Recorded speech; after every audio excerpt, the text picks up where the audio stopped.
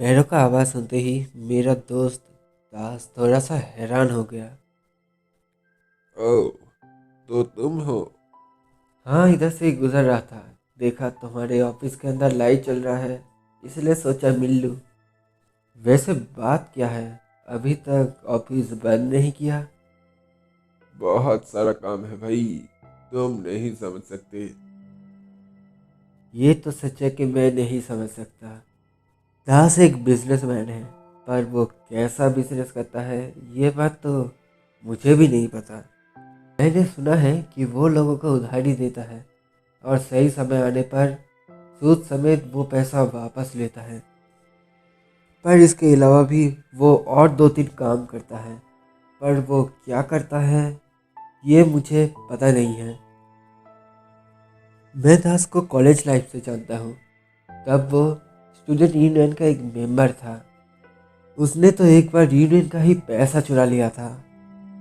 कुछ साल पहले एक रोड केस का इंसिडेंट सामने आया, जिधर पब्लिक को ये पता चला कि एक नया रोड बनाते समय काफ़ी सारे पैसों का घोटाला हुआ है। दास उसी रोड का कॉन्ट्रैक्टर था।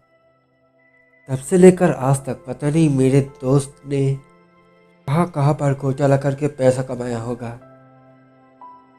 ये सच जानने के बाद शायद कुछ लोग ये सोच सकते हैं कि इसके बावजूद भी मैं दास के साथ बातें क्यों करता हूँ। सच बताऊँ, ये बात तो मुझे भी नहीं पता। शायद मुझे उसका एटीट्यूड, उसका बॉडी लैंग्वेज और उसका लुक्स बहुत ही ज़्यादा पसंद है। इसके अलावा भी और कुछ रीजंस हो सकता है, पर उस बारे में मुझे कोई आइडिया नहीं है। मुझे नहीं पता कि मैं दास के साथ दोस्ती क्यों नहीं तोड़ पाता, पर मुझे इतना ज़रूर पता है कि जब भी मेरे पास खाली समय रहता है तब मैं दास के साथ बातें करना पसंद करता हूँ। वैसे क्या तुम यहाँ पे किसी खजाने की पहरेदारी कर रहे हो? ऐसा समझ सकते हो। कुछ काम होते हैं जो किसी को बताया नहीं जाता। सभी का अपना अपना एक सीक्रेट होता है ना। हाँ, सही कहा। वो बात तो है।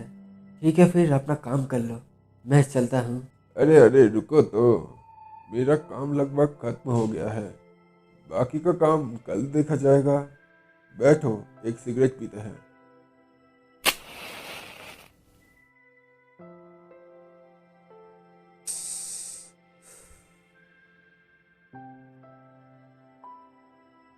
और तुम्हारे सेक्रेटरी का क्या हाल है? कौन सेक्रेटरी? और कौन? मिस सुनीता पाल? ओह, पता नहीं, कोई भी खबर नहीं है। ये क्या बोल रहे हो? वो 15 दिन से गायब है और अभी तक कुछ भी पता नहीं चला। हम्म, तुमने तो उसको देखा ही है। देखने में बहुत खूबसूरत थी। शायद किसी के साथ भाग गई होगी। ये कुछ अजीब नहीं लगता तुम्हें? तुमने ही तो कहा था कि वो यहाँ के पास ही के एक बोर्डिंग में रहता है और उसका कोई रिलेटिव भी नहीं है। अगर उसे कोई लड़का पसंद होता तो वो तो उससे डायरेक्ट शादी कर सकता था। भागने की क्या ज़रूरत है? शायद उसका कोई राइवल रहता था इधर, या फिर वो किडनैप हो चुकी होगी। ये दोनों ही जवाब मुझे और भी ज़्यादा अजीब लगा। मैं भी सुनीता पाल से मिल चुका हूँ। बहुत खूबसूरत और इनोसेंट टाइप की थी। अगर हम दोनों थोड़ा ज़्यादा हंसी मजाक कर लेते थे तब उसका चेहरा टमाटर की तरह लाल हो जाता था। ऐसी शर्मीली लड़की क्या किसी के साथ भाग सकती है? वैसे मुझे नहीं लगता कि इसका कोई राइवल रहा होगा। और किडनैप होने की बात, वो तो कोई छोटी बच्ची नहीं है। मुझे नहीं लगता कि उसका किडनैप हुआ होगा। थोड़ा सोचने के बाद मैं इस नतीजे में पहुंचा कि वो शायद किसी के साथ भाग गई होगी। शायद उसका कोई रीज़न रहा होगा, कोई पर्सनल रीज़न। वैसे सेक्रेटरी की कमी जल्दी ही पूरा हो जाएगा। आज ही मैंने दो तीन लोगों का इंटरव्यू लिया। उन्हीं में से किसी एक को सिलेक्ट कर लूंगा। पर मिस सुनीता काम बढ़िया करती थी। एक साल से वो यहाँ पर काम करती थी। वो टेबल तो उसी का हो चुका था। एक साल में कभी भी वो 5 मिनट लेट नहीं आई। या फिर 5 मिनट पहले घर चली नहीं गई, कोई एक्स्ट्रा छुट्टी नहीं लिया, काम के मामले में कोई भी शिकायत नहीं किया और कभी भी काम को लेकर इरिटेट नहीं होती थी। वो बहुत फास्ट टाइपिंग करती थी और वो भी बिना गलती के। बस आती थी, बातें करती थी, काम करती थी और चली जाती थी। मुझे नहीं लगता कि मुझे मिस सुनीता पाल जैसा कोई सेक्रेटरी मिलेगा। दास की बातें सुनकर मुझे ऐसा क्यों लगने लगा कि वो मिस सुनीता पाल को पसंद करने लगा था।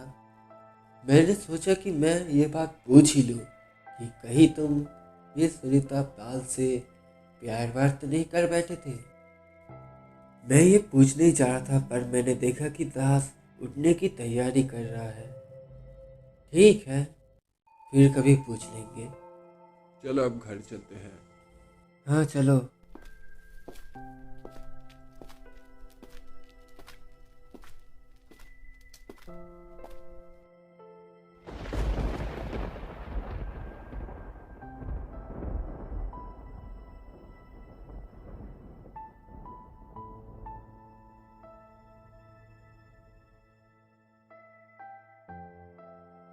अरे यार, बारिश को अभी ही आना था।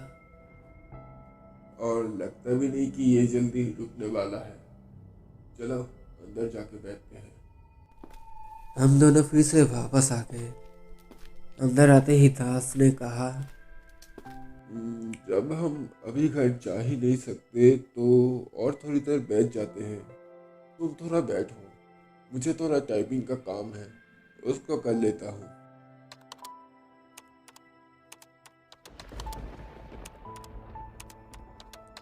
बाहर बारिश की आवाज़ और अंदर टाइपिंग की। टाइपिंग करते करते दास ने मुझे अचानक उसके पास बुलाया। हे, इधर आओ, देखो मैंने कैसी गलती कर दी। पास जाते ही मैंने देखा कि दास ने मिस सुनीता का नाम एक बार या फिर 2 बार नहीं 3 बार टाइप किया था। ऐसी गलती अक्सर हो जाता है जब हम दिल से किसी के बारे में सोचते हैं तो काम करते समय भी उसका नाम याद आ जाता है। यार, इन सब को इरेज करके मुझे दोबारा लिखना पड़ेगा। इसके बाद मैं दोबारा जाकर बैठ गया और दास अपना काम करने लगा। थोड़ी देर बाद माहौल थोड़ा अजीब होने लगा। कीबोर्ड चलाने का आवाज़ तेज हो गया था। शायद दास ने फास्ट टाइपिंग करना शुरू कर दिया था। क्या दास पहले इतना फास्ट टाइप करता था? मुझे तो नहीं लगता। हो सकता है कि उसने फास्ट टाइपिंग करना सीख लिया होगा। पता नहीं क्यों मुझे थोड़ा अजीब लगने लगा। मेरा मन हुआ कि दास के पास जाकर देखूं कि वो क्या टाइप कर रहा है। मैं दास के पास गया। उसने जो लिखा है वो देखकर मेरे रोंगटे खड़े हो गए और मेरी दिल की धड़कनें तेज हो गया। दास ने जो लिखा था वो कुछ इस प्रकार था।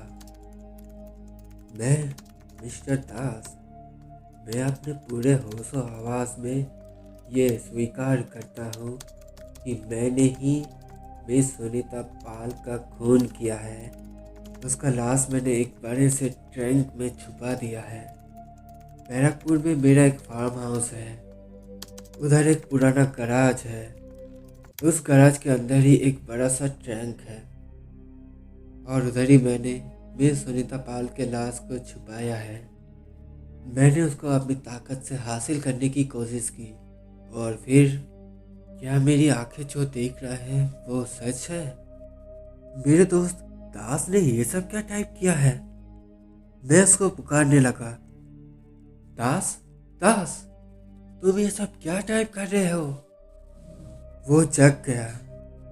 वो ऐसे जगा जैसे कि कोई मुर्दा अचानक जिंदा हो गया हो। फिर उसने भी देखा कि उसने क्या टाइप किया है और सब कुछ पढ़ते ही वो कहने लगा, नहीं नहीं, मैंने ये सब कुछ नहीं किया है। मुझे इस बारे में कुछ भी नहीं पता। मैं ये सब कुछ जानता ही नहीं हूँ। मैंने कुछ भी नहीं किया है। मुझे इस बारे में नहीं पता। दास कमरे से बाहर निकल गया। पर अचानक बाहर से कुछ आवाज़ आया।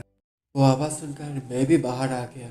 मैंने देखा कि कुछ दूर एक एक्सीडेंट हुआ है। कुछ लोग उस आदमी को घेरे हुए हैं। वो आदमी मुझसे करीब 20 मीटर दूरी पर है, पर फिर भी मैं ये समझ गया कि वो आदमी और कोई नहीं बल्कि दास है। मैं ये भी समझ गया कि वो अब उठने नहीं वाला। वो अब पूरी तरीके से खत्म हो चुका है और वो अब जिंदा नहीं बचा। मिस सुनीता ने खुद अपने हाथों से उसको सजा दिया। वो अपना बदला पूरा करने के लिए वापस आई और मुझे सच्चाई दिखा गई। अब मेरा बस एक ही काम है, पुलिस को जाकर फ़ोन करना और दास के फार्म हाउस का एड्रेस देना, ताकि पुलिस मिस सुनीता की लाश को ढूंढ ले। अगर आपको ये कहानी पसंद आए हो तो ज़रूर से वीडियो को लाइक करके इस वीडियो पे अपना प्यार दिखाइए। और अगर ऐसे कार्टून वीडियोस आप लोग देखना पसंद करते हैं तो इस चैनल को सब्सक्राइब कर लीजिए और नोटिफिकेशन पाने के लिए घंटे को भी दबा दीजिए। और कमेंट करके ज़रूर बताइए कि आपको आज की कहानी कैसा लगा। अगर आप लोग चाहो तो मुझे अदर्स सोशल मीडिया प्लेटफॉर्म्स पे फॉलो कर सकते हो, लिंक डिस्क्रिप्शन बॉक्स में ही मिल जाएगा। हम लौट के आएंगे एक और नई कहानी के साथ। आपका दिन शुभ हो।